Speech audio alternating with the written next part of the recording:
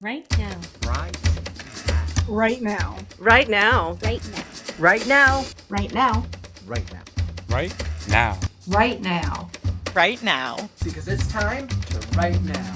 Right now. Right now. Right now. Right now. Right now. Right now. Right now. Right now. Right now. Right now. Because it's time to write now. Right now.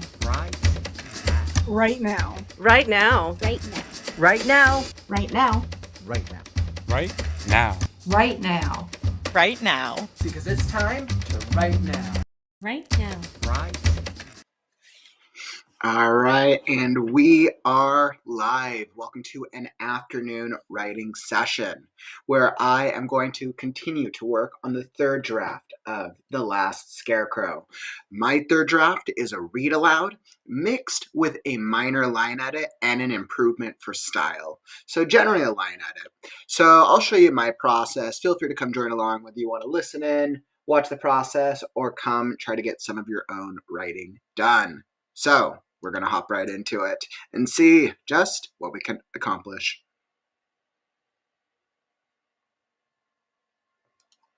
All right, and as you can see, I already have my writing software all set up.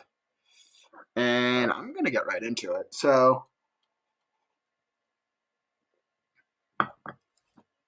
I've been going through the third draft of these first couple of chapters in book 2.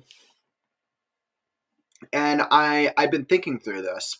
And book 1, there's a lot that happens. When I think about the pacing and I think about the flow of the book 1, it starts off with some intense events. It generally, I would say it's like average pacing in terms of action adventure, average, and then we get intense, then we get a slow chapter, then it starts picking up, and then we get intense. Then we get here, this is a lot of the world building as I get into chapter 11 and introducing the conflict that our hero Scarecrow has to overcome. And then we get to chapters 12 and 13. And as I've been thinking through it, I think chapter 12 and the first part of 13 is probably the slowest part of The Last Scarecrow, probably the slowest part of the novel. And it's intentionally so, because I wanted to give the reader a breather since they have been introduced to a lot over the past 3, 4, 5, 6 chapters. So I know the reader was definitely due for a breather. So I need to go back through chapter 12 and 13 and see how it sounds back to back. So you can let me know what you think. Chapter 12 is pretty early on in Act 2. He's just been introduced to his mission and what's going on. I need to read it back and forth with chapter 13 and see how it feels from a pacing perspective. Once we introduce the next sidekick, everyone's favorite companion, Pebble, that's of course when the pacing starts picking up once we introduce the pixie.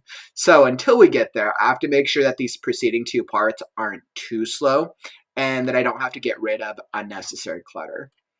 So let's see what we see. All right. Scarecrow tried wiping away the tears with his sleeve, but those cold, empty robot eyes made him feel hopeless, like whatever had been driving him was gone, and replaced with death, the red blur, creator's blood, more death, nothingness. He shivered.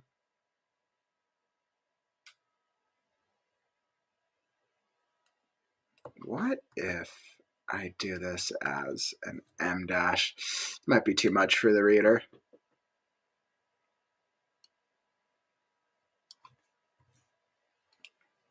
Let's see if this works. I usually don't recommend doing so many M dashes back to back, but I'm wondering if it'll work with intentionality, because this moment. I have to think about that. He shivered. Picking up the robotic head, he murmured, "I don't know anything about graveyards or weapons or demons. I don't even know who I am. I'm just a scarecrow." He shook the cold, lifeless head as if expecting an answer. He shook the whole cold, lifeless head as if expecting an answer. Tiny metal pieces came loose, clattering to the floor. Tiny metal pieces came loose. Let's go bouncing to the floor. Scarecrow groaned in frustration. Scarecrow groaned and turned to Mr. Crow. The bird stared at him, head tilted, and blinked rapidly before hopping off the empty vial and landing atop his arm. With large, black and white eyes, a bird-like curiosity peered up at him. Beware the eyes of hunger, Mr. Crow cawed. He turned his attention to the robot's head, opened his beak, and pecked at the eye. The bird turned his attention to the robot's head, opened his beak, and pecked at the eye. Mr. Crow, that's not very nice. What if you... The crow opened his beak wider and chomped down on the metal as he tore apart a chunk of the robot's lifeless head like tissue paper. In one gulp, he ate a sizable portion of the metal head like it was nothing. The crow looked back, a loose wire hanging from his beak, as he whispered, "Beware the eyes of hunger." Scarecrow nodded wearily as he eyed the missing chunk of the last robot's remains. He set the head down carefully on the pile while caught up in a staring contest with the crow. He inadvertently rubbed his eyes. Mr. Crow crawled up his arm and cawed. After a moment of brief tension, the bird rubbed up against Scarecrow's shoulder playfully, which forced an uncomfortable laugh in response. What type of animal had he agreed to help? Mr. Crow hopped to the ground and pecked at what remained of hand. Watching the crow scavenge the robot's remains, Scarecrow finally added, "The last robot told me his life story, I think." "Robot long life. I saw you in a story," the crow spat back. "Wait, you did? Wouldn't you like to know?" Mr. Crow cawed in laughter between bites, metal springs and pieces flung behind him in a frenzy. Scarecrow bent down. "Wasn't he your friend, and now you're," he whispered hesitantly, "eating him?" "Friend help friend. Friend eat friend. Friend dead. Friend." Scarecrow gazed sullenly at the robot's remains. "He sent you out to find help, didn't he?" Mr. Crow paused and glanced up at him. The crow's eyes reflected sunlight from the nearby balcony. Another moment of silence passed before the bird, neck craned, asked, "Who sent for help?" "In his story, the last robot gave you Quilt." Startled, the crow spun in a circle and flew into the air, frenzied. "Find Quilt! Find Quilt! Find Quilt!" He repeated this phrase rapidly as he flew toward the balcony. Scarecrow was prepared not to be separated again, so he blocked the way and nodded to the door. "Scarecrows don't fly." "I don't think, anyway." "Stairs." Mr. Crow nodded while repeating the words as Scarecrow followed out of the room. Scarecrow looked over his shoulder once more at the last robot's remains. He might not know what a robot was, but something about being the last one struck a chord. What if he was the last Scarecrow? He shook off the shivers that ensued as he chased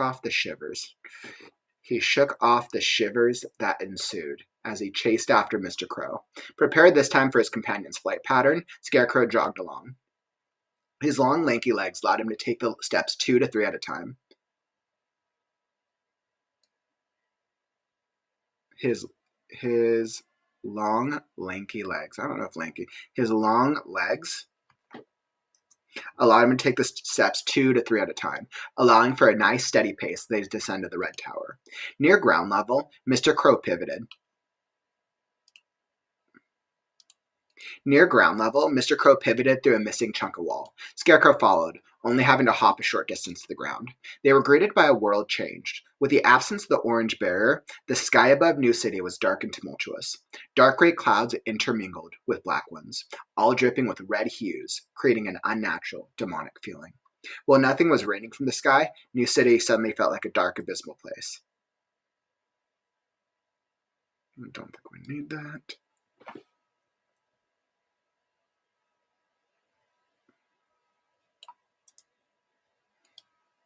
Scarecrow pushed himself forward before he could fall too far behind Mr. Crow, who seemed unperturbed by it all.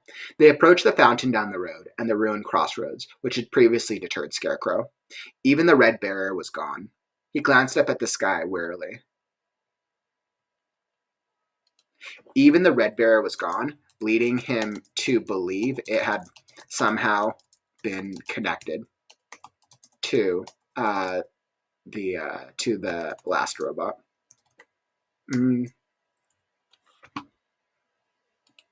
He He glanced up at the sky wearily.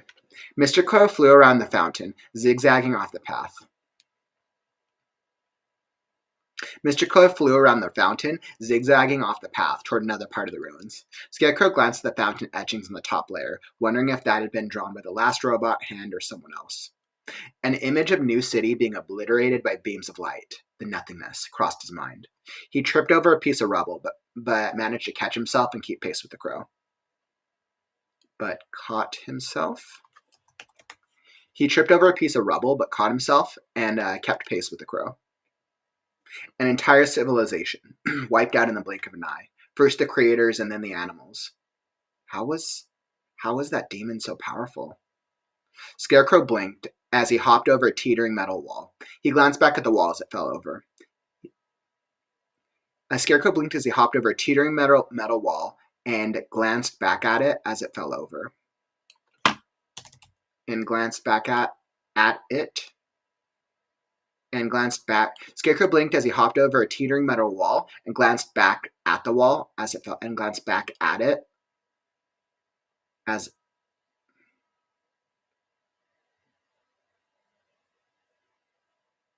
that sounds better. Scarecrow blinked as he hopped over a teetering metal wall. He glanced back at the wall as it fell over. At least he recalled what metal was. Would a long enough adventure help him remember all of his lost memories? Mr. Crow flew through the frame of a large double window.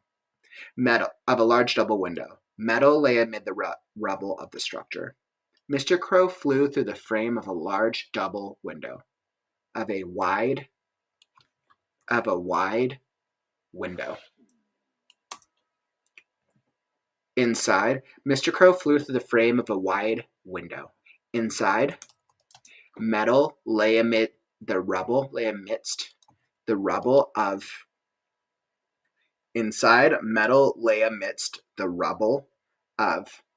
the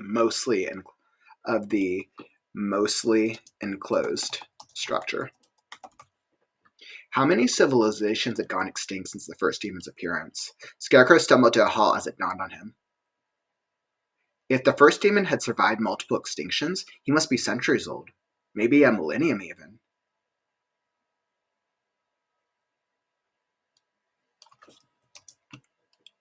And now it was supposed to be his burden to stop this creature?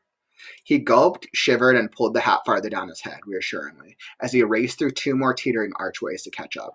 A pole sticking out of a doorframe caught his sleeve as it tore a hole in his coat, and a handful of straw and stuffing seeped out. Scarecrow groaned. How was he supposed to stop a creature of that magnitude when he could barely keep himself together? Any chance of straw or stuffing around here, Mr. Crow? Mr. Crow? His feathered companion was nowhere to be seen. He knocked on his own head. There he was, spacing out again, and boo! Ah! Scarecrow shrieked and stumbled through a wall and back into a wooden barrier. Scarecrow shrieked and stumbled through a wall and then back into a wooden barrier, which splintered apart. And then back through. Scarecrow shrieked and stumbled through a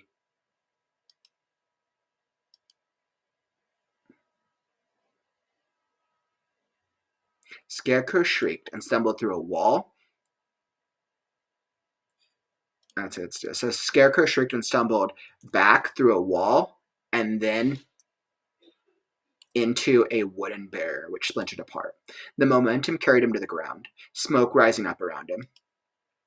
Mr. Crow's cawing laughter emanated from the ground nearby, where the bird rolled around in a fit of hysteria. Coughing, Scarecrow blew smoke out of his face. Haven't you ever heard of manners? Straw brain matters not, Mr. Crow retorted as he hopped onto his talons and gazed around thoughtfully. After a moment, Scarecrow chuckled.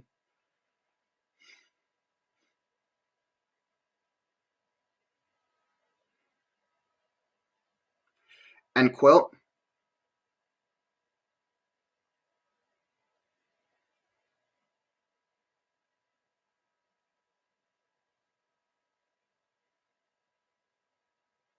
Mr. Crow flew past him into the building they passed, one of which was still standing despite the new scarecrow-shaped hole in the wooden barrier.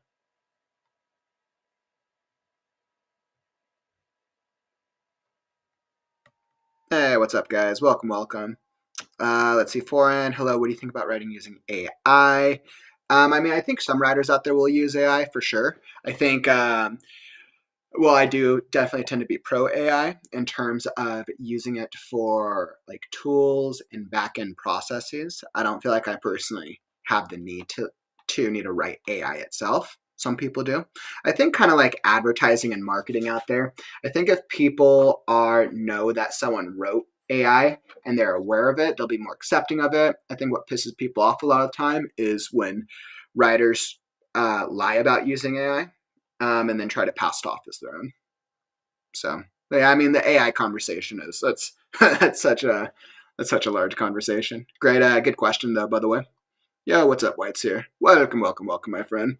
Hope the writing vibe is treating you well.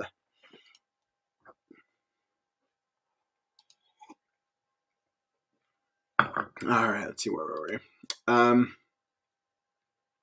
After a moment, Scarecrow chuckled. And Quilt? Mr. Crow flew past him into the building they passed.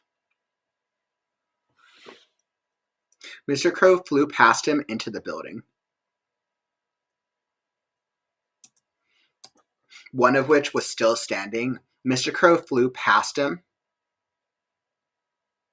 into the building through the new scarecrow-shaped hole in the wall.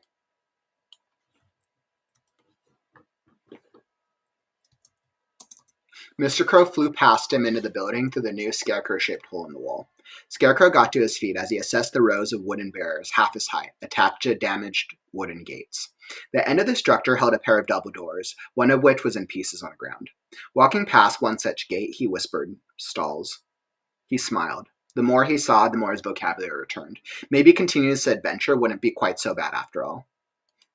He stopped and snorted. He had already decided to make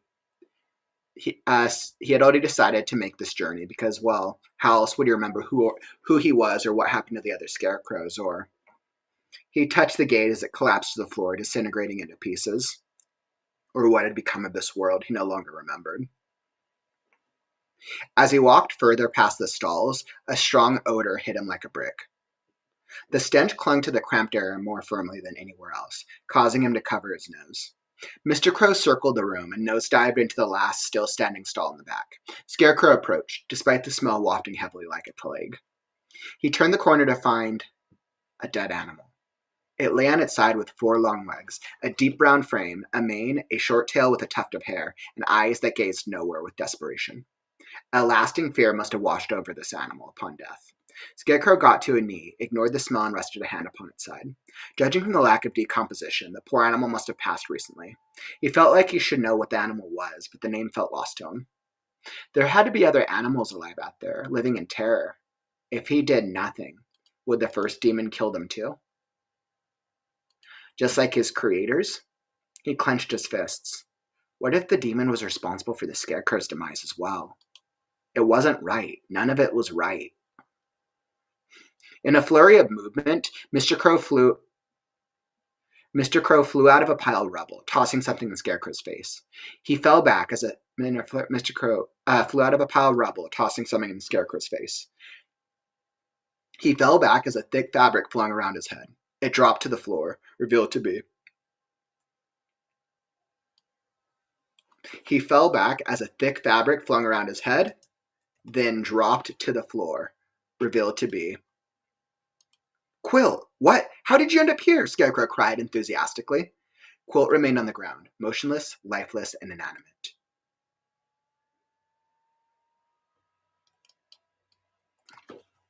The quilt remained on the ground, motionless, lifeless, and inanimate. Quilt, are you all right? Scarecrow picked up the fabric and held it aloft, but received no response. He turned to Mr. Crow, who was perched upon the shoulder of the dead animal. While traversing the city to find you, I encountered this very quilt, but it was alive and flying. The patterns and stitching are the same, but now it's simply lifeless. Was that quilt even real? Scarecrow rubbed the fabric thoughtfully, feeling the coarse stitching. Raising it to his face, it smelled stale. Holding Quilt aloft, he said resolutely, even in the last robot story, Quilt was alive and well. Something must have happened to it.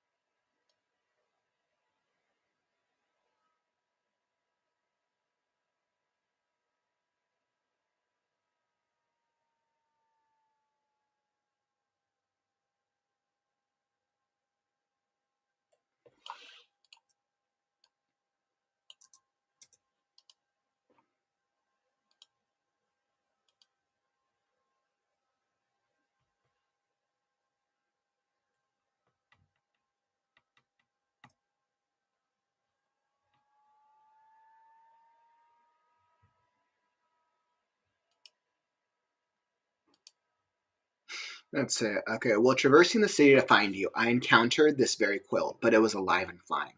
But now it's lifeless. Scarecrow rubbed the fabric thoughtfully, feeling the coarse stitching. Raising it to his face, it smelled stale. Holding Quilt aloft, he said resolutely, "Even in the last robot story, Quilt was alive and well. Something must have happened to it." Mr. Crow raised his beak to peck at the dead animal, brought it down, and rubbed his face against it instead. The motion felt surprisingly protective, like that of a parental figure. Without looking up and in a deep, somber voice, Mr. Crow whispered, "Death comes to us all, youngling. Be it of the mind, the heart, or the soul, we may only beget death, this plague, with eyes." The crow's eyes held a subtle glow of reminiscence. Scarecrow scratched his head. He felt as if the crow were imparting some profound wisdom, but it was lost on him. He raised Quilt to Mr. Crow. "Quilt, alive?" Mr. Crow sniffed the quilt. "Quilt lost, we're lost, death is lost." The bird cawed before taking flight to circle the dead animal. He continued on like this, repeating the same wording, as if lost in his own world once more. He continued on like this, repeating the same wording, lost in his own world once more. Scarecrow sighed as he thumbed the red, green, and gold patches, some of which were charred and frayed. "Looks like I'll have to save you too, Quilt. Somehow." Muttering under his breath, he whispered, "Save Quilt, find the graveyard last, and the first demon." As if repeating those words would somehow honor the last robot's memory and make his task any easier. As if repeating those words would somehow honor the last robot's memory and make... As if repeating those words would somehow honor the last robot's memory and make any of this easier and make his task any easier. He folded the quilt. Scarecrow glanced up at the strange clouded sky. Despite the ominous appearance, the moon pierced the clouds, offering a glimpse at the stars. Thinking about night brought on a yawn of disproportionate magnitude. He stretched his arms. Out wide. Recalling the harsh weather outside of New City, Scarecrow turned and said, "Maybe we should rest before setting out. Who knows what's out there, Mr. Crow?" "Who knows what's out there, Mr. Crow?" Scarecrow looked around for his feathered companion.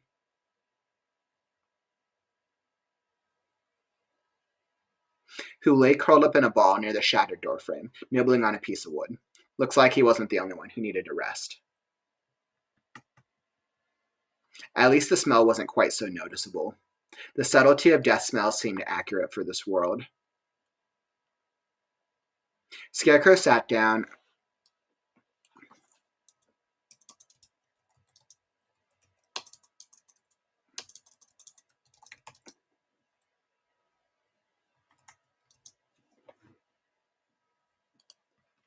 Scarecrow sat down near the crow. Ever since waking up, everything about this world seemed off. The weather was astray, his creators were gone, and what animals he encountered so far were strange. He looked down and felt his stomach. It gurgled. He licked his lips, thinking of that delicious fruit he had tasted in the caves. Why hadn't he thought to grab more? He glanced at the crow. No point living in the past. Looking down at his body reminded him of how much drawn stuffing he had lost. He sighed and found himself patting Mr. Crow, who welcomed the affection. Another problem for another day. He rummaged in his coat pockets and fished out all of the contents, laying them on his lap one at a time. The weightless egg, the frayed red beanie, and the shimmering ruby rock. Of the three items, the beanie only elicited a sense of sadness or maybe guilt. He rubbed his vine-wrapped twig fingers against the frayed fabric and repocketed it. Scarecrow was far more intrigued by the egg. Even in one hand, it felt like holding a feather. Turning it over in his fingers to inspect the midnight blue etchings yielded no new findings. They spiraled around the egg in such strange patterns that felt both spontaneous and intentional. He pressed it to his ear. Nothing. Holding it in the moonlight appeared to make the etchings glow subtly. Thinking back to the lake made him certain that there was more to this egg, but just like everything else in this world, what did he know? He sighed. Maybe someone out there would know more. Feeling defeated, he repocketed the egg and the shimmering rock. Leaning back against the wooden wall, he allowed himself just to be. The moon dipped behind the clouds as the rising sun took its place. The sun's warmth was soothing. It warmed his straw frame up as his coat grew cozy. He opened his coat to warm his chest and stomach. The sun's reddish-orange strands cast long shadows across the stable. Stable. Horse. That's what the animal was. How many more dead animals would they encounter along the way? How many were actually still alive? Ever heard of the graveyard of the last? Find the nest, Mr. Crow murmured as he nuzzled his head into Scarecrow's chest. We need to find the graveyard and... What's a graveyard? Mr. Crow whispered. Scarecrow took a deep breath and rested his head against the lone plank. Rest now, O feathered one, he whispered back as he petted the bird reassuringly. We are lost, Mr. Crow murmured as he drifted off, leaving Scarecrow to watch the combating day-night sky and wonder what journey, dangers, and mysteries lay ahead of them. Yay, what's up, Mom Maggie? Welcome. I submitted my slides for the WriteNow A Thon. Absolutely love it. Thanks so much for getting that to me, my friend. And I was like, I know I've been trying to get all the welcome emails out, so I'm super excited.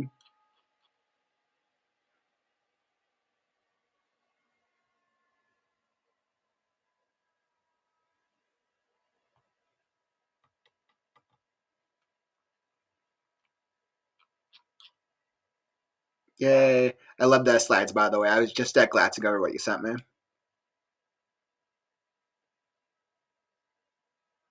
Yeah, I think that's great, actually. I think that's a really great topic, and I'd never see people talk about that. I think that's awesome.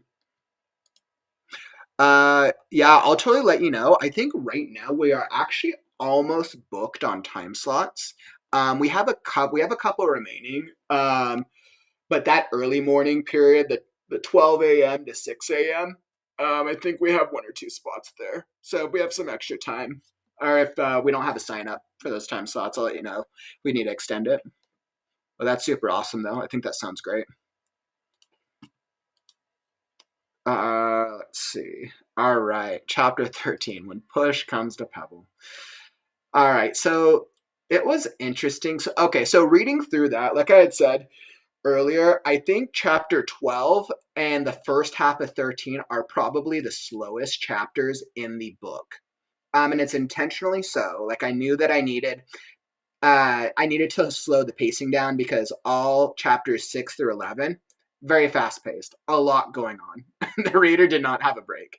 And I knew the reader needed a breather. So chapter 12 was a breather, a lot of Scarecrow reminiscing. And I feel like reading it, the chapter worked well. I think it served what it needed to serve.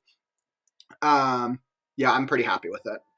Now, chapter 13 is interesting because the first half of chapter 13 is still kind of a follow-up to chapter 12 in terms of us kind of transitioning into the next area.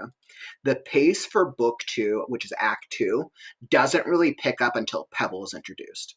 I realized once Pebble is introduced, all of the chapters start kind of cascading in intensity for a while. We do get a little bit of a breather before things pick up more. Like I give little breathers in between the crazy things that happen, but overall, it's the pacing of Act 2 is much more like they're going from one place to the next, and crazy things happen. And then we get to the Coliseum of the Last, and that is just nonstop craziness. Oh my goodness. So I'm pretty happy with how chapter 12 went. I'm going to go through 13. I said the first part I think is kind of slow, intentionally so, but I want to see how it feels with this continued pacing.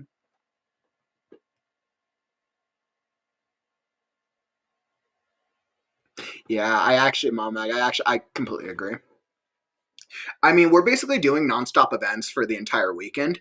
But I think what people get a break from is like when people will like probably tune out at certain times. So I mean that's why we've done so many different activities.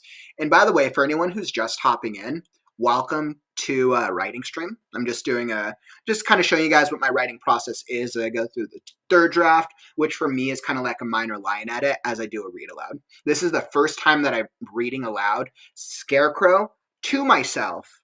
And generally I'm showing you guys what I would normally do if I wasn't on the stream. I think it's very important to hear words read aloud. For some people, this wouldn't be as effective for them. Sometimes you could read it aloud and maybe record it, or you could have like something else read it for you. But in terms of the Write Now A Thon, that's our next major holiday writing event at the end of the month. We're going to be celebrating all of our writing success, progress, and stuff from this year. So make sure if you want to be involved, we have one more week left of signups to host an activity. Whether you want to host a workshop, a writing sprint, a brainstorming session, a writing game, a panel, or there's another one, but I'm blanking. So there's 6 of them, and I promise you. So regardless of what type of activity you want to host, sign up now.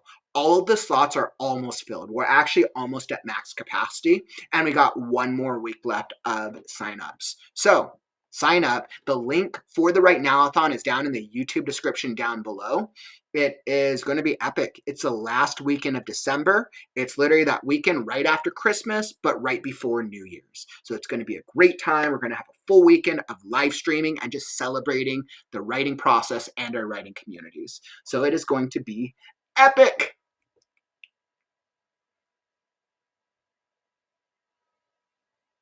Yeah, Mom Maggie. So I completely agree with you.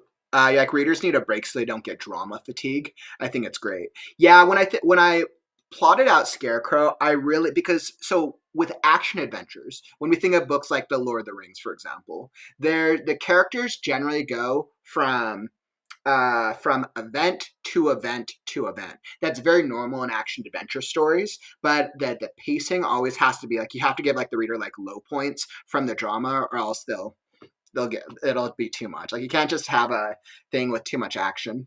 I completely agree. Nice, White. So you're chapter 19 of your first revision. That's exciting. Hopefully the revision's coming out well for you, my friend. That's really, really exciting. Ooh. You said you'll be out on the 27th for your hubby's birthday and going to the hot springs. Hot springs are phenomenal. Oh, I love hot springs. I really want to go to another hot springs now. Oh, that sounds awesome. What a great way to celebrate.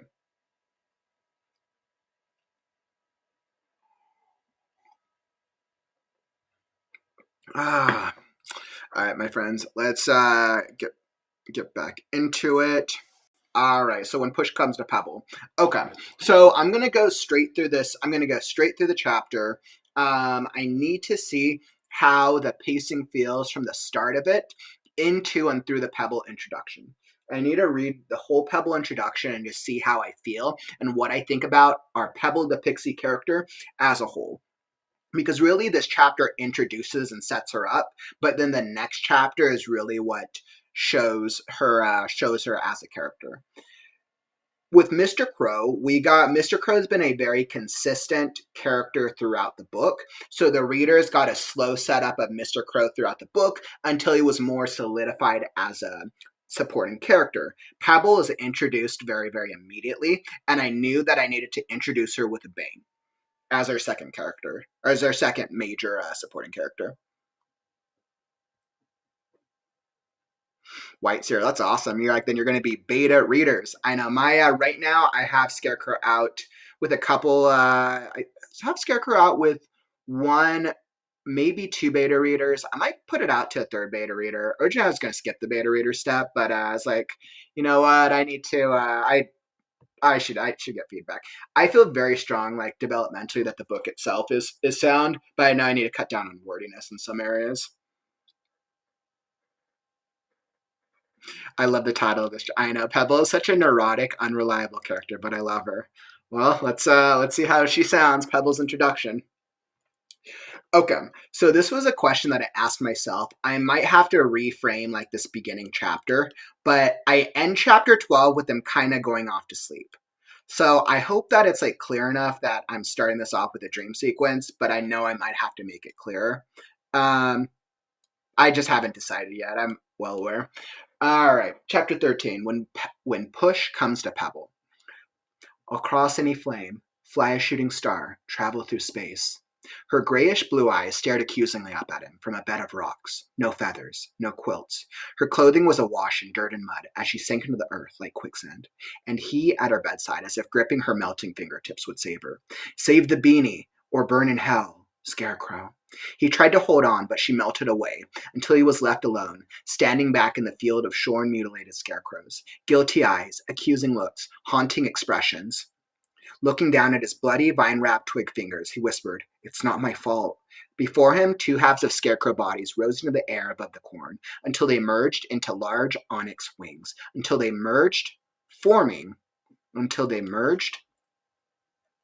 forming large onyx wings.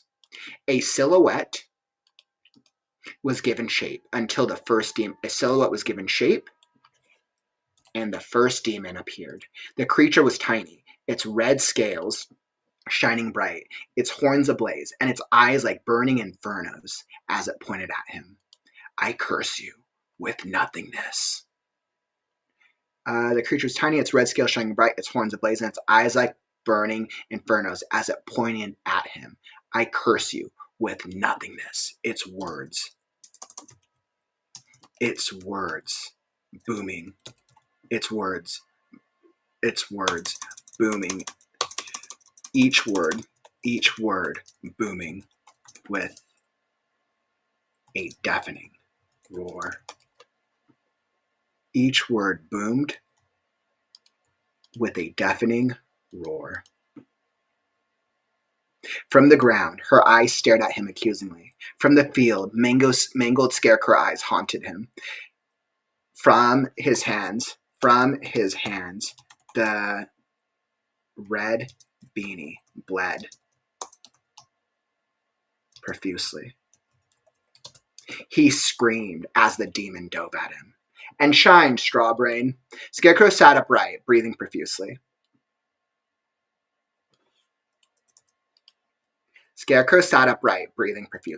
He felt a pecking sensation on his forehead. Mr. Crow perched atop his head, pecking at him and repeating the wake-up call.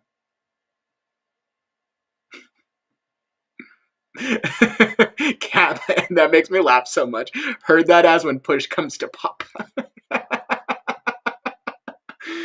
Alright, guys, after Scarecrow comes out, whenever someone's ready to create the abridged version of Scarecrow, which is the spoof version, that's going to be the title of this chapter, when push comes to papa.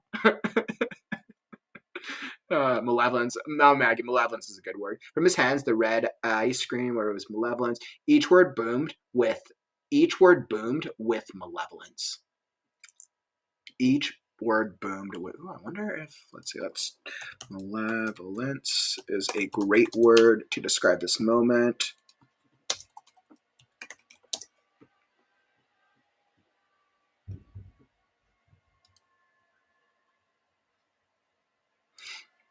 Each word boomed with malevolence. Malevolence, if I can spell it correctly. That's a really good recommendation, actually. That's really good. All right.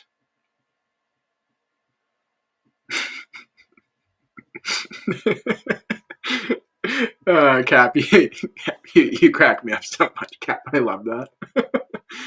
All right. Scarecrow sat upright, breathing profusely. He felt a pecking sensation on his forehead. Mr. Crow perched atop his head, pecking at him and repeating the wake-up call. He tried catching his breath, realizing in terror that his hat wasn't on his head. He grabbed the crow by the chest and pulled the bird to eye level. "What did you do with my hat?" Scarecrow roared. Silence. Mr. Crow looked to the ground, where the hat had fallen off. Scarecrow let go and reached for the hat. The coarse leather stitching brought about a sigh of relief as he returned it squarely to his head. The crow flapped in the air with a crane neck and a questioning look. Scarecrow rubbed his forehead, inhaling deeply. "I'm sorry. He took another breath while thumbing the brim of the hat reassuringly. "I saw things while I slept." "Terror dreams made flesh," Mr. Crow squawked. "Terror dreams. Yes, it was a dream, I think." "Dreams are death," Mr. Crow cawed warningly. Scarecrow peered up at him after a moment. "Dreams are death?" Mr. Crow circled, calling, "Death, dreams, death." Scarecrow sighed as he questioned his feathered companion's sanity. A soft breeze swept through the stable, and he was reminded of the nearby smell of decay. "Let's go." In no time at all, they were outside of the stables, crisscrossing between ruins and back on one of the main roads, leading toward the edge of New City. Destruction and ruin spread out in all directions. As Scarecrow walked, he noted the clouded, bloody sky, as if the clouds themselves were bleeding onto the ruined city. He half expected blood-red crystals to rain down, but all was clear. If anything, it felt like a cool autumn day. Glancing ahead, they were nearing the city's edge much faster than when he had entered. Mr. Crow flew just before him, scanning near and far. The gigantic wall, marking the city's edge, loomed overhead. They approached a pile of rubble, leading up to a small hole in the wall, as if something had once torn through the foundation. They might be able to fit through. With ease, Scarecrow climbed the rubble, feeling like this was the right way to depart. At the top, he glanced back at the ruined city one last time, with the gut feeling that he wouldn't be returning anytime soon. He pushed the images of death out of his mind and tried to remember the city for what it was meant to be: community and hope. Smiling sadly, he knew this world retained very little hope. He knew this world had very little hope. He resolved to be more hopeful, uplifting even in future encounters. Maybe he could even save some others along the way. Mr. Crow flew through the hole-sized crack with ease, as Scarecrow forced himself into it. He was barely able to fit through. He pushed and pushed, eventually bursting out the other side as the leg of his pants tore and straw shot out. Losing his balance, Scarecrow fell face first, rolling down a short slope, straw and stuffing flying in his wake, until he landed with a thud on ground level. Opening his eyes, he was greeted by a dull red glow of tiny blood-red crystals. He rolled back and pushed himself away, trying to get as far as possible. He hit the wall and caught his breath as he surveyed the crystals, which had formed a trail and led away from the city into a grassy field beyond. He looked around, half expecting some beast to rise and attack them. But all was quiet. Mr. Crow hung in midair, watching. "We should stay away from those," Scarecrow cautioned as he picked himself up and rubbed his hands together. "One problem at a time," he said reassuringly with a gulp. Looking around, he realized just how much straw lay scattered about, inspecting the tears in his coat and all of the straw he had lost was wearing.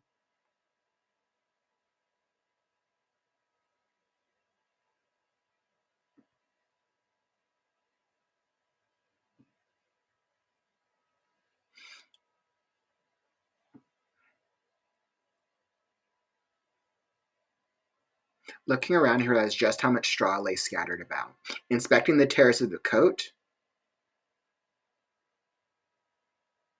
Looking around, he realized just how much straw lay scattered about. He inspected the tears of his coat. Looking around, he realized, inspecting the tears of his coat and all the straw. He inspected the tears in his coat.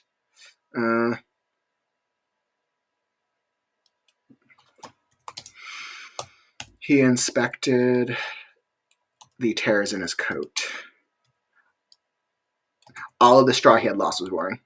I know that this could be sound a little better, but looking around, he realized just how much straw lay scattered about. He inspected the tears in his coat. All of the straw he had lost was wearing.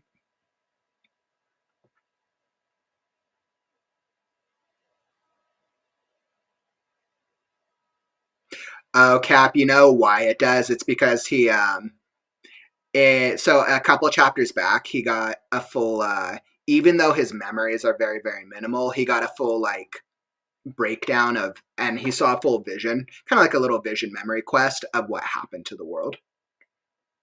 And I think it ties in very well with the loss of his creators and trying to understand why. So that's actually a really, really great call out. But I think I do give him enough motivation after after he learns kind of like the backstory of the first demon and how everything relates and why he has to.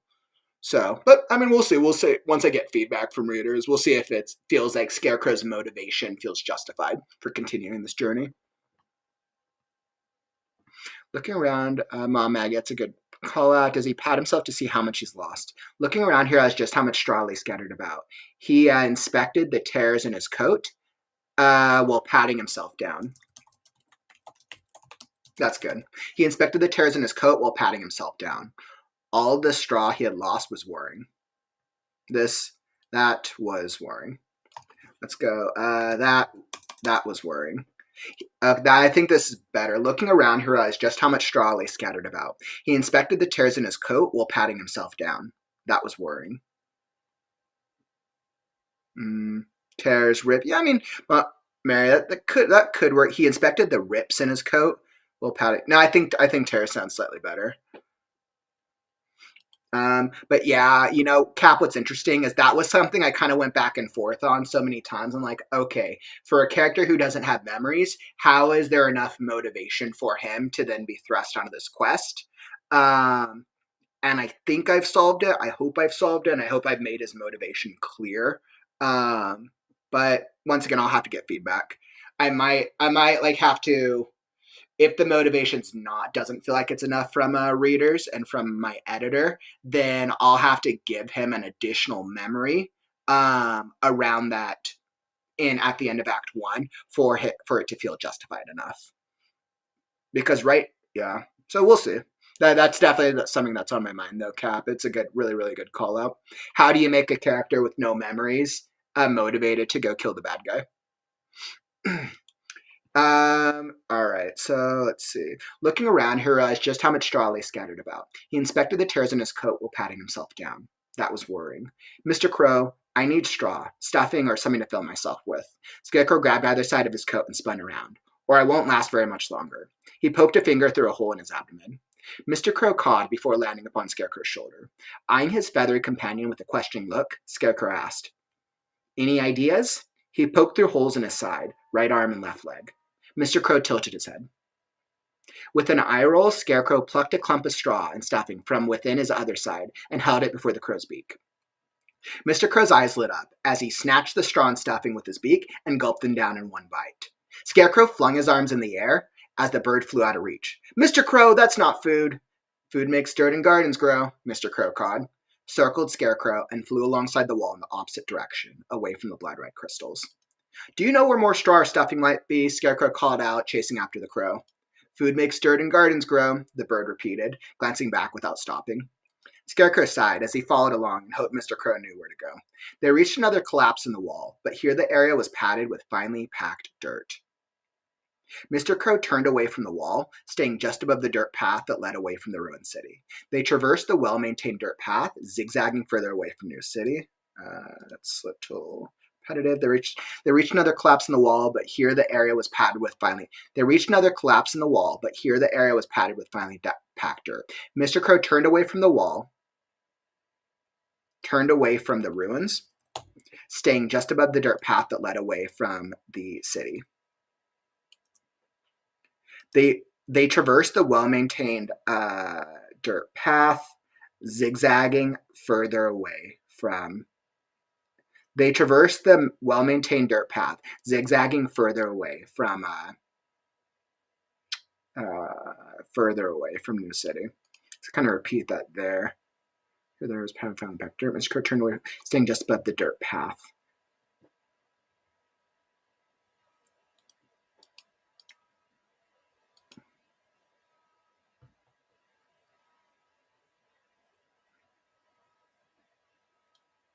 Let's go, turned away from the rubble.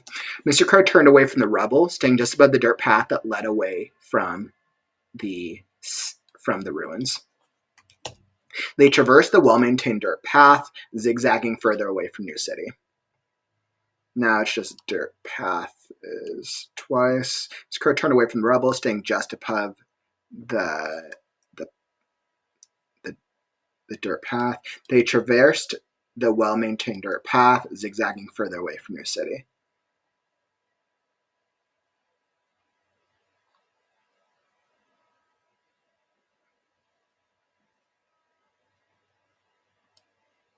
Let's go. Mr. Crow turned away from the rubble, leading them away from the ruins.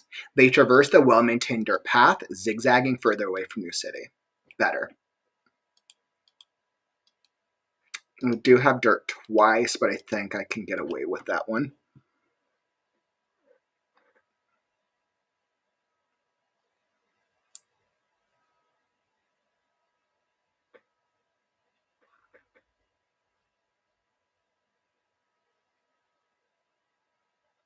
Yeah, that totally makes sense. I think, yeah, so he with the memories that he experiences like some like really terrible tragedies. And I think he is a character who I think I've proven through the first act that he seems to have this forming ideology to help others. And I think it really gets to him.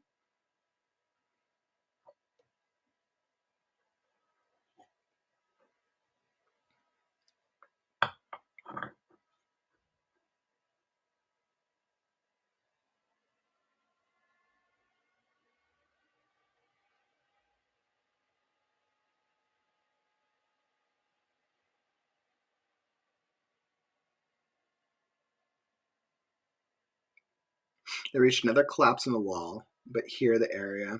Yeah, actually, I mean, they probably don't need but. The area was hard. They reached another collapse in the wall. The area was hard, densely packed dirt. Let's see. The area was hard, densely packed dirt. The area was hard, densely packed dirt. They reached another collapse in the wall. The area was hard, densely packed dirt. Mr. Crow turned away from the rubble, leading them away from the ruins. Mr. Crow turned away from the rubble, leading them opposite from the ruins. Leading them opposite the ruins. Mr. Crow turned away from the rubble, leading them opposite the ruins. They traversed a well-maintained dirt path, zigzagging further away from New City. Yeah, I think zigzagging further away, further from. I agree. Those are good recommendations, Mo and Maggie. Cap, that's actually really interesting. Like, funnily enough, Ninjago, of all things, is a very effective scene that makes use of the amnesia plotline. Lego shows my reference. I've never actually seen that. That's interesting. I'm always curious to see stories that do the amnesia plotline very well. But I mean, I don't think the amnesia plotline has been overdone recently, but it has been overdone in mainstream before. And I went back and forth on it so many times when I first conceptualized Scarecrow. Do I do an amnesia plotline? And I realized because the exploration is the world, I can get away. Amnesia plotline was like the correct plotline for it. And because the themes of Scarecrow fall so much in people losing their memories, the amnesia is so ingrained into the magic system, so ingrained into the world building and every single character, that I feel like the amnesia of it all feels like it will be a fresh take on the amnesia plotting. So, but I mean, once again, we'll see. I mean, I feel like it's a fresh take, but we'll see what readers think. Let's see. Mr. Crow flew. No. That's good. Mr. Crow flew beyond the rubble. Mr. Crow flew beyond the rubble, leading them opposite the ruins. I like that moment, Maggie.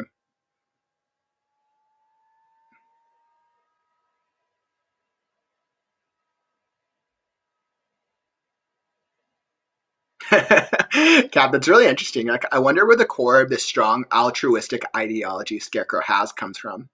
It's totally fair if it's simply a good inclined character too. I do imagine Scarecrow as being spooky wooky. And you know what's interesting is those are the right questions to be thinking, because I very much try to play against people coming into it with their preconceptions of what they think a Scarecrow is. When we think about mainstream Scarecrows, Wizard of Oz. Wizard of Oz is the most notable mainstream Scarecrow of all time. And I know there's other ones in pop culture. But Scarecrows are always associated with fields, sometimes with Halloween, with fall, with scary-ish stuff. I try to play into those concepts since the world, it is a dark fantasy world. So I do play into that a little bit, but I do generally try to make Scarecrow, I try to make Scarecrow an altruistic-ish character, and the more that you learn about his past and the world around him, the more it continues to make sense. Okay, let's see. But Cap, these are really good callouts. Those are really good things to be thinking about. Let's see. So Scarecrow tried glancing up at the sun, but his eyes watered. They were surrounded by fields of pristine grass in all directions, and specks of a tree line were far off on the distant horizon. "We traveled through a desert before arriving here, right?" Scarecrow questioned as he jogged after Mr. Crow. "Winter that rained fire upon the world." Winter that rained fire, deserts that shot lightning from the earth. Winter that rained fire, deserts that shot lightning, and now this. The weather patterns here were strange. Summer became winter, which became spring. The thought made his head spin. He tried to recall if the weather had always been like this, but it only made his head hurt, coming up with blanks.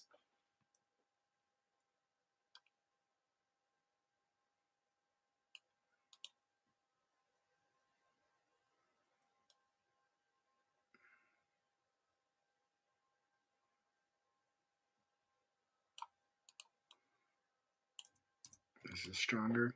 Wordlessly, Mr. Crow flew on, lost in a world of his own. The dirt path soon split into two, with a hand-drawn dirt arrow pointing down one path. Mr. Crow hovered above the dirt and scooped up a mouthful before continuing to fly along the path. Continuing on.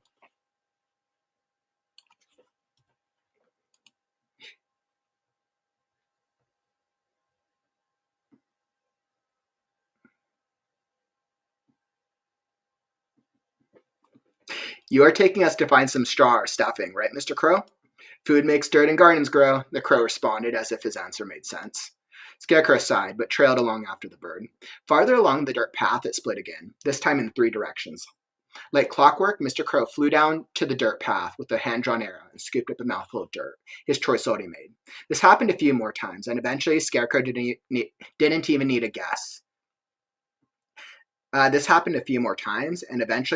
didn't need to stop to guess which path they were taking. Didn't need to stop to guess. Didn't need to guess which path they were taking. The path soon took them past an immaculately well-kept field of vines, plants, and fruits. The spreading of the dirt and the crop patterns were incredible. Strange how empty the field was, though. Scarecrow scanned the empty field for life, but found none.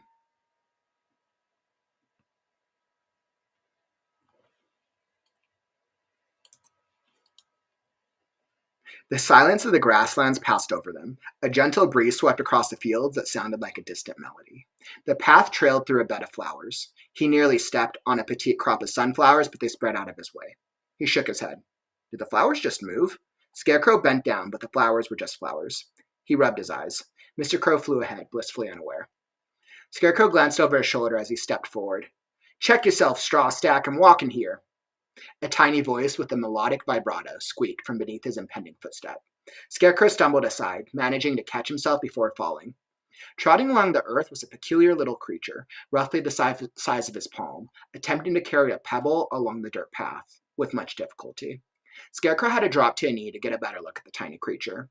An ethereal cloak with a subtle emerald glow wrapped tightly around her thin frame, while the velvet hood pulled over her head hinted at a pale forest green complexion and lilac-colored locks. A doll's hand hung out of a cloak pocket.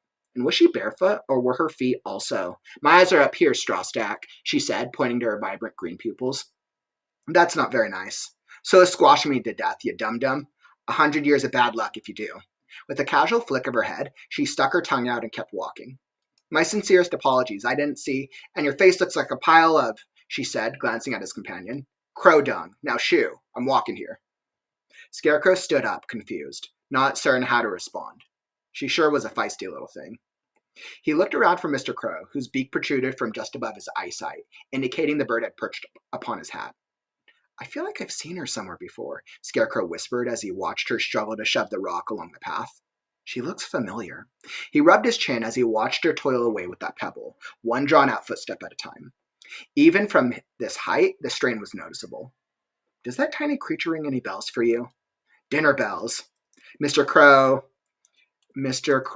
cawed as he dove off his hat, targeting the unsuspecting creature. "No! Watch out!" Scarecrow cried. The tiny creature turned, just in time to fall sideways onto the ground, the pebble falling on top of her, as Mr. Crow crashed face first with a beak full of dirt.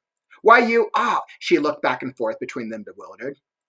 Scarecrow picked Mr. Crow up by the nape of his neck, raised him to eye level, and scolded. We do not eat helpless little creatures now, do we? We helpless creatures now. Now we do, Mr. Crow retorted. Who's calling me helpless? The tiny creature yelped while trying to get out from beneath the pebble. Scarecrow maintained eye contact with his feathered companion. If you were helpless, would you want a bigger scarab bird eating you? Bigger scarab bird's all gone. Because of the nothingness? The crow's eyes widened in absolute terror. He flapped his wings chaotically, forcing Scarecrow to let go as he cried. We know eat helpless creatures. We know eat. He circled above, lost in a world of his own as his mumbles devolved into audible whispered words. Scarecrow dropped his hand, not realizing that the mere mention of that phenomenon, which, truth be told, was terrifying, seemed to shake the crow to his core. It was terrifying, seemed to shake the crow to his core. Shook the crow to his core. Scarecrow dropped his hand, not realizing that the mere mention of that phenomenon, which truth be told was terrifying, shook the crow. A multitude of angry shouts returned Scarecrow's attention to the little creature. And I'm glad you two are being cute. You gonna let me die down here? She wriggled about back and forth, still stuck beneath the weight of the pebble. Oh, I'm sorry, Scarecrow exclaimed as he bent down to grab the pebble and toss it aside. An enraged look flitted across her face, now framed by a head of lively purple curls since the hood had fallen away. Her look was replaced by one of profound sadness, as her eyes widened. Her look was replaced by one of profound sadness as her eyes widened, and she made an innocent, and she grabbed, and she reached towards him pleadingly. An enraged look flitted across her face, now framed by a head of lively purple curls, since the hood had fallen away. Her look was replaced by one of profound sadness, as her eyes widened. Her look was replaced by one of profound sadness, as her eyes widened, and she reached towards him pleadingly. Please pick me up, kind creature, whatever you are, please pick me up. Scarecrow sighed as he held out an open palm for her to hop on. Raising his palm to chest level, he continued, I sincerely apologize for the crow's behavior. Closer, I can't hear you, she squeaked. Scarecrow raised her to eye level as he continued. My companion, Mr. Crow. He nodded toward the crow who had perched on a nearby stalk of corn while pecking away at it. He has been searching for his family and doesn't... A little closer, I can't hear you, she interrupted. Scarecrow looked questioningly at the tiny creature's wide, begging eyes as she reached for him affectionately. He brought his palm closer, nearly touching his nose. She stepped forward, elbow raised sky high, and punched him. Ouch! Scarecrow yelped as he dropped his hand to grab his nose, but she clung to him as if weathering a hurricane. That's for calling me helpless, you straw stack, she shouted while holding on with one hand and punching him repeatedly with the other. Straw brain, Mr. Crow's notorious cawing laughter chimed in. Mr. Crow's notorious cawing laughter chimed in. The tiny creature stopped and chuckled, shook her head, and then pointed in his eye. Whatever your name is, straw brain. Put me down this instant and shoo. I don't have time. Scarecrow grabbed her by the nape of her neck. Scarecrow grabbed her by the nape of her neck before she could attack again, setting the tiny creature back onto his other palm. She stumbled to her feet, puffed her chest out, and spun on her heel to approach the ridge of his palm, peering over the edge. Feeling guilty over the encounter while trying to make amends, Scarecrow blurted out, Are you heading back towards New City? He said, eyeing Mr. Crow, who rolled around in the dirt. Maybe we can help. The tiny creature's snort sounded like an out-of-tune instrument. Who'd want to trip back to that scrap heap? Only dumb animals searching for... The last robot, Scarecrow exclaimed. I saw you in his memory. You, he said, pointing to Mr. Crow. And you. That's why you look so familiar. Mr. Crow twisted his neck uncannily and looked up at them with confused black and silvered eyes. Both the tiny creature and the crow asked at the same time, Who was the last robot? The Tin Wizard? The confusion plastered on their faces only magnified the situation. The confusion plastered on their faces only magnified the awkwardness. Flabbergasted, Scarecrow turned to Mr. Crow, stuttering. We only just left. You tried to eat his head. Silence. Beware the eyes of hunger, Mr. Crow croaked and passed off a deranged smile. Scarecrow rolled his eyes, turning his attention back to the tiny creature as she stated, Don't know, don't care, now leave me be. With the grace of a butterfly and arms spread wide, she dove headfirst off his palm. The way she dove, he half expected a pair of wings to unfurl, but she plummeted toward the ground. Panicked, Scarecrow lowered his hand just above the ground level to catch her. She landed with a grunt, as if that was the expected reaction, and stepped off. Clapping dust off her hands, the tiny creature returned to the same pebble nearby and spat over her shoulder. Now leave me be, heathen. I have a real mission to attend to. With great difficulty, she lifted the pebble, nearly falling over again in the process. Stumbling back and forth, her journey resumed, one slow footstep at a time. The tiny creature's reflection... Oh, that's better. I didn't like that Nate bit.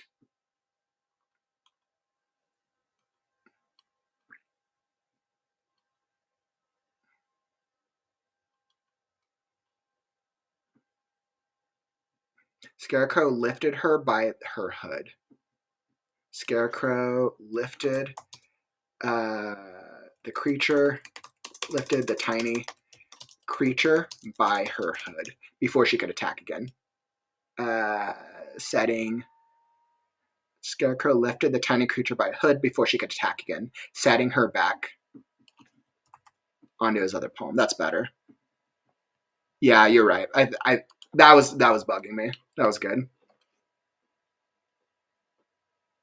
Clapping dust off her hands, the tiny creature returned to the same pebble nearby and spat over her shoulder. Now leave me be, heathen. I have a real mission to attend to. With great difficulty, she lifted the pebble, nearly falling over again in the process. Stumbling back and forth, her journey resumed, one slow footstep at a time. The tiny creature's reflection was mirrored off Mr. Crow's eyes as the bird licked his beak. Scarecrow wagged a finger, warningly, until the crow flew onto his shoulder, grumbling under his breath.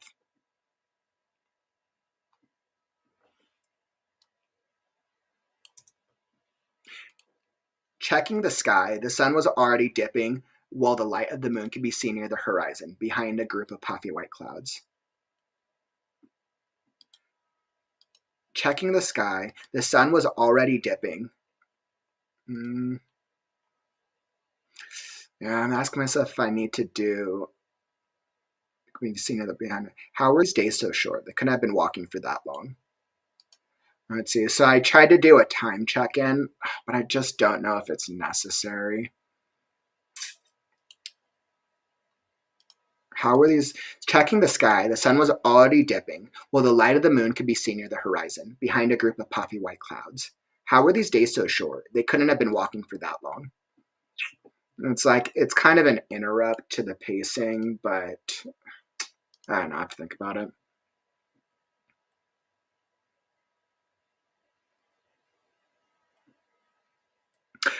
You know, that's actually not a bad idea of him doing his trying to move with his foot to catch her.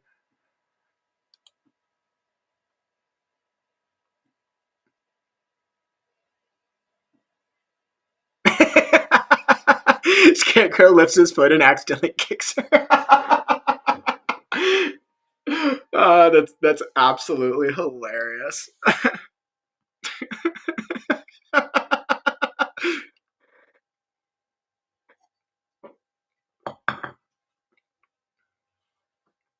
Punting Bell is not in the plot. Oh my goodness, that is kind of funny. Where's that moment? Mr. Crow just looked up at them.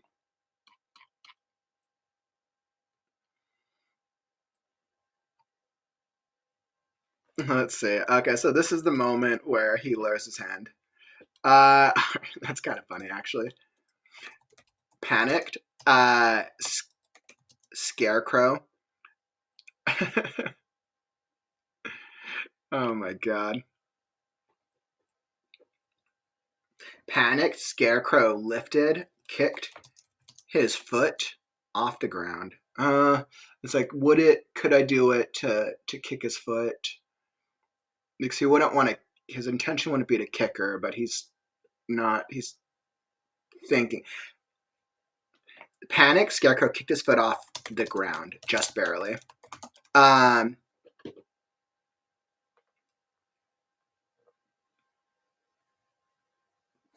Let's go, not kick. Scarecrow flicked. Panicked, Scarecrow flicked his foot off the ground, as she bounced off it and landed. Panicked Scarecrow flicked his foot off the ground as she bounced off it, and landed on the ground with a thud.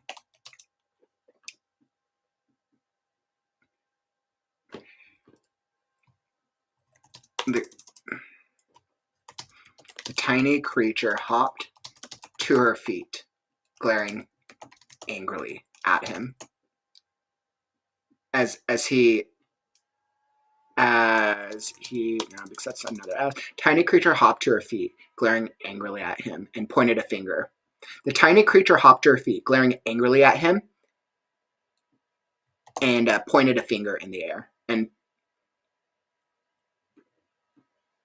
pointed 2 fingers into the air.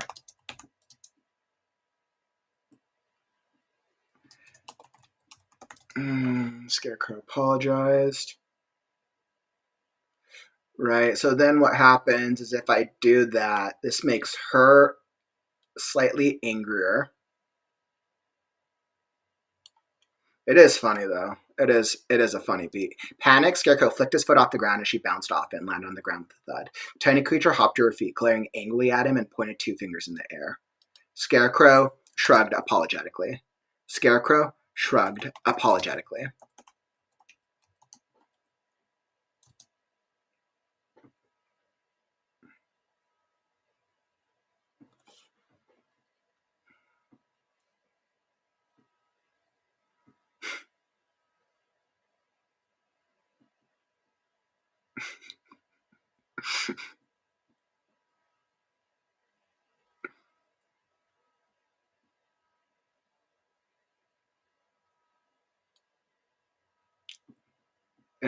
Panicked Scarecrow shoved out his foot to catch the suicidal fall as she bounced off it and landed on the ground. Scarecrow shoved out, I think I flicked better. Scarecrow flicked out his foot to catch the suicidal fall as she bounced off it and landed on the ground with a thud.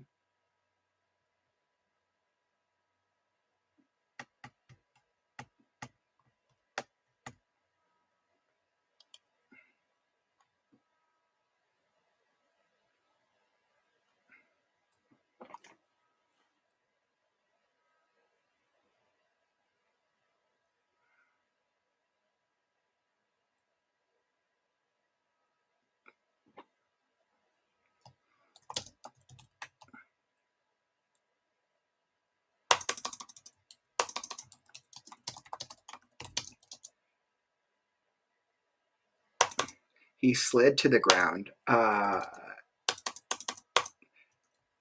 doing the splits. He slid to the ground.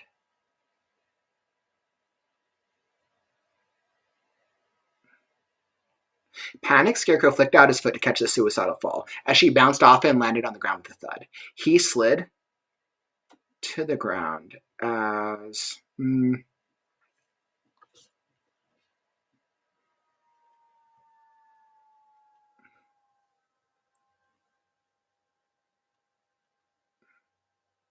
hey, I'm walking here.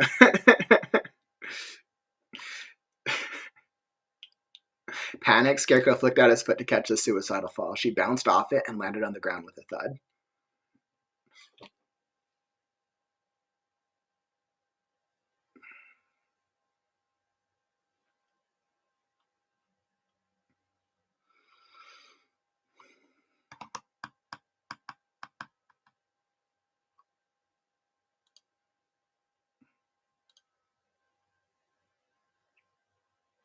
All right, I'm gonna have to think about this. Maybe I might be able to make it work. I'm going to go this, and we're just going to go. I think food for thought. It might disrupt the action. It might disrupt the action too much. But it's kind of a funny moment. I actually do think it's a funny moment. But then it kind of pulls away from her. I have to think about it. Let's see. So the tiny The tiny creature's reflection was mirrored in Mr. Crow's eyes as the bird licked his beak. Scarecrow wagged a finger warningly until the crow flew onto his shoulder, grumbling. Checking the sky, the sun was already dipping, while the light of the moon could be seen near the horizon. How were these days so short? They couldn't have been walking for that long. Scarecrow stepped carefully around the tiny creature so as not to squash or get in her way. Hey, where do you think you're going? Hey, where do you think you're going? Squeaked the tiny creature from behind. Scarecrow stopped and turned around. Despite being a creature of such small proportions, she was rather boisterous. My friend here is leading us to a garden. Unfortunately, I might be liable too. Scarecrow trailed off, shuddering at the thought of suddenly collapsing into a pile of straw. Fall apart, he finished breathlessly. Did I allow you to keep walking my path? Scarecrow eyed Mr. Crow sideways.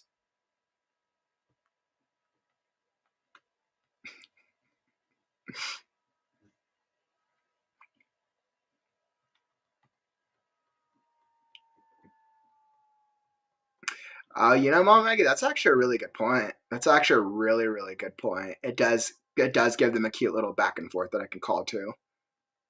That's a really good point. I like that.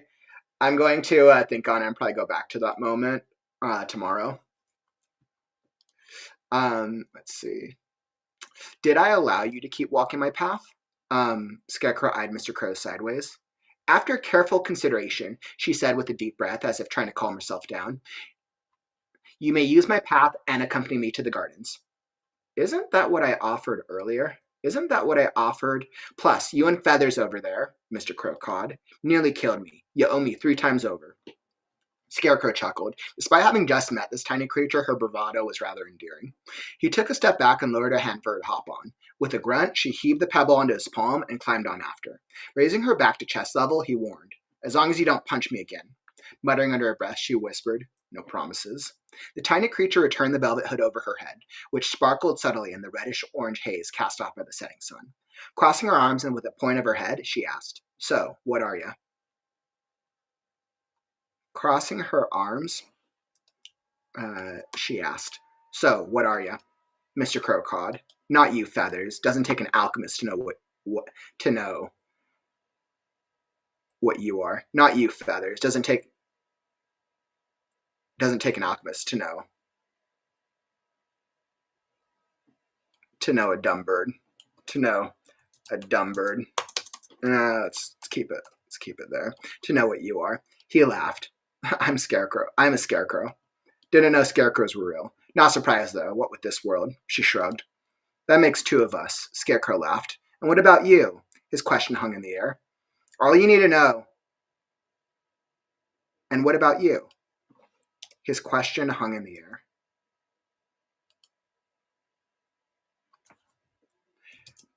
air. She looked around as if trying to find the words. Until finally. She turned away. The tiny creature looked around. The tiny creature looked around as if trying to find the words, until finally she turned away. All you need to know is that you owe me 3 times. Got it. Scarecrow nodded. This mission is life and death. Her eyes widened as a mischievous grin flickered across her lips. You do what I say, when I say, and we're even. You got it? Before Scarecrow could respond, she continued. We're agreed then. Now onwards. You can be my servant for now. Scarecrow didn't quite know what a servant was, but like his experience with Mr. Crow, he didn't want to push anything that might agitate the tiny creature. He continued to march along the zigzag dirt path, the shadows of the sunset growing wider and longer before him across the ground. Attempting to break the silence, Scarecrow asked, so what should we call you then? He realized after asking the question if he ever had a name other than Scarecrow. Names felt like an odd thing to him. Mr. Crow seemed to fit his feathery friend, but was that even really the bird's name? He knew one thing for sure. He didn't like the idea of referring to her as tiny creature. My name is, she spat out as if searching for an answer. My name is... She looked up at the sky as if searching for words, and finally she finished. Is none of you beeswax? Mr. Crow knocked the pebble around in Scarecrow's outstretched hand and croaked. Food is pebble. She pointed a finger daringly back at the bird. Touch me and I'll burn you. Don't test me, Feathers. Uncertain whether the lack of a name was intentional or forgetful, Scarecrow suggested. Pebble is a good nickname. Great idea, Mr. Crow. She opened her mouth but snapped it shut, silence providing agreement. With a twirl, Pebble pointed up the path. Pick up the pace, servant. I haven't got all day. Scarecrow sighed as Mr. Crow rocked back and forth. Without turning around, Pebble warned. And if you drop that pebble, I'll burn you too, Scarecrow. Something tells me you like fire less than feathers over there. Scarecrow remained silent as he shivered at the fiery encounter back in New City. He glanced over his shoulder. The ruined city was now a speck in the distance. The sun had nearly set in the sky. The light it cast upon the green fields around them was an immaculate collage of reds, oranges, and yellows. He had more questions for this pebble, but as they fell into a comfortable silence, her in one hand and the crow on his shoulder, Scarecrow reveled in the fact that he wasn't alone, if only temporarily. They walked along the dirt path, following the arrows. With the sun at their backs and the starry, clouded, moon-filled sky ahead of them, the world seemed calm, hopeful, and full of possibility. And that is the end of the chapter. Oh my goodness, this next chapter is crazy. Oh man, chapter 14 is literally a crazy bananas chapter. Oh man.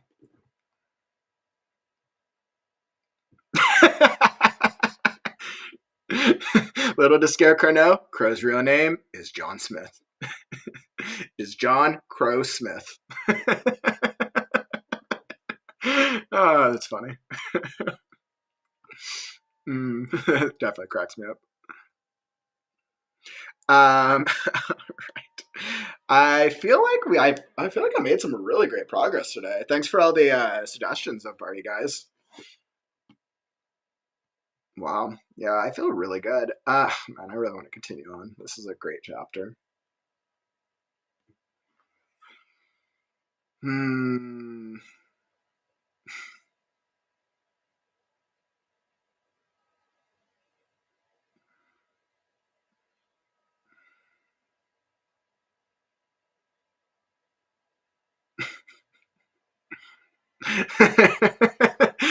Crow's real name is Alistair Crowley.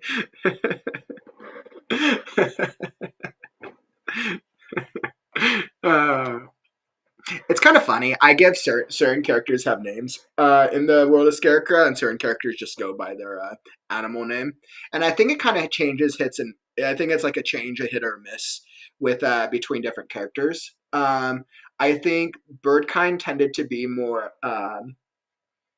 Birdkind tended to be a little bit more natural and refrained from sticking to names like that.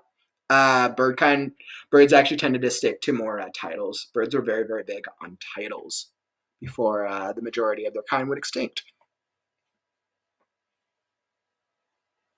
Why will Crow never be a felon? He can't commit to a murder.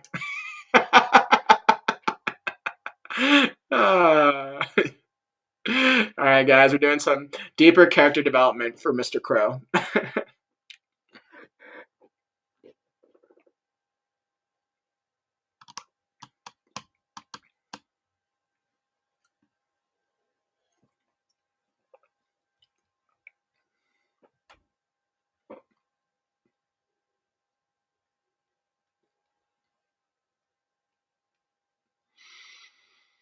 Oh, man. I know, right? Oh, man. Oh, I want to continue on because this is such a cool chapter. But I think I'm at my stopping point for the day. Man, that was some really, really great. That was some great progress. I'm really happy how that turned out. So now that I went back and forth between those two chapters, so that was chapter 12 and 13, which is probably the two slowest chapters of the book. Well, it's the first half of 13 anyways. I'm very happy with the pacing. I'm very, very happy. I think it does exactly what it it needs to. It gives the reader a bit of a breather.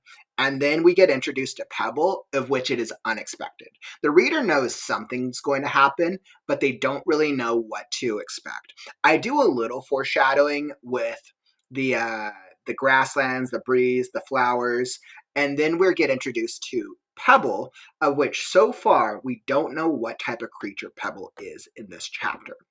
In this chapter so far, what we know is that Pebble is a tiny creature with purple hair, a green cloak, think green eyes is what I decided going with,